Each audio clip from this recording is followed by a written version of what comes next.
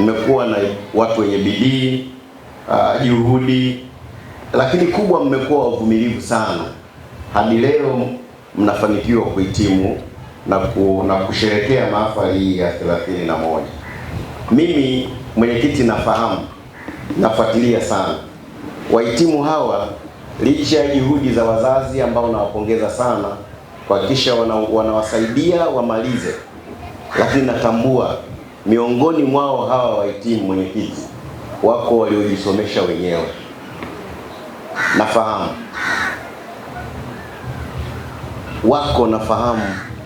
wamefanya mpaka biashara ya bodaboda ili wapate ada ya kulipa chuo.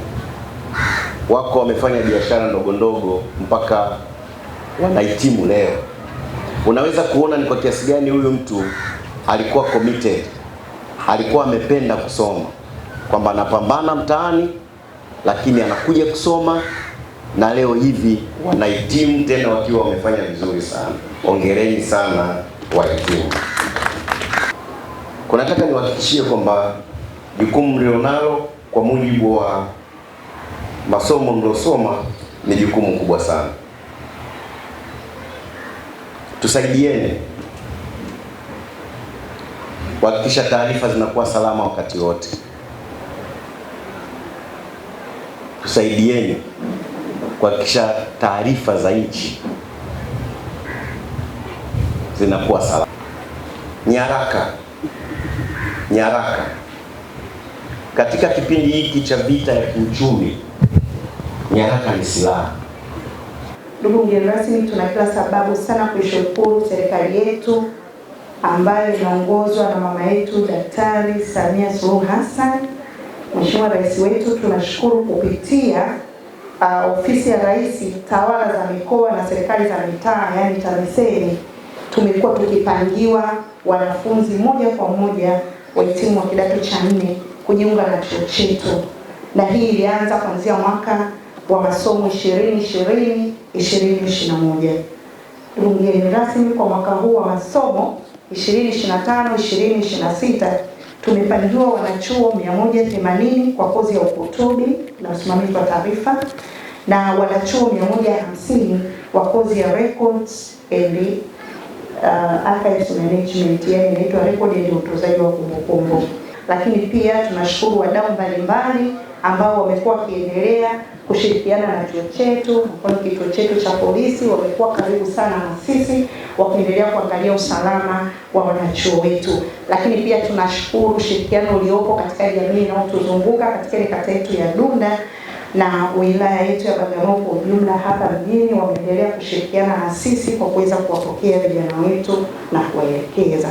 Lakini pia ndugu mgeni rasmi, tunamshukuru sana mtendaji mkuu wa ADEM kwa ushirikiano mkubwa anaotupa, kwani katika kuendelea kuimarisha udugu wetu, kama ambavyo umeshuhudia leo, tumeweza kuingia makubaliano ya kushirikiana kati ya taasisi hizi mbili katika kutoa mafunzo ya muda mfupi.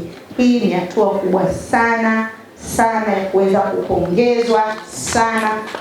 Kwa mara ya kwanza tunaandika historia ya kuingia mashirikiano ya kufanya vitu vikubwa kama hivi.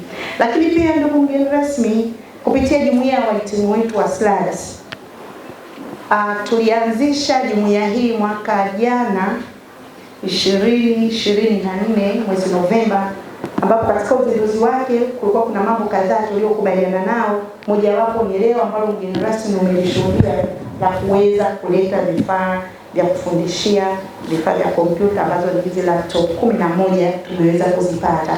Jamani, ni jambo la kupongeza mno kwa jumuiya yetu hii, lakini tunaamini hata hawa ambao leo wanakwenda kupokea stashahada zao wataingia katika jumuiya hii.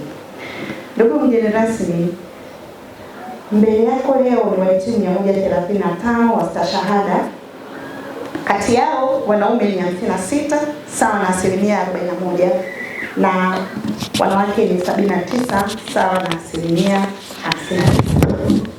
Wahitimu wa mahafali ya 31, hongerani sana. Mbona chini? Hongerani sana. Asante. Rai yangu kwenu, lindeni uadilifu wa taarifa popote mtakapokuwa. Sio lazima wewe umeajiriwa ili kulinda taarifa, sio lazima wewe serikalini ili kulinda taarifa.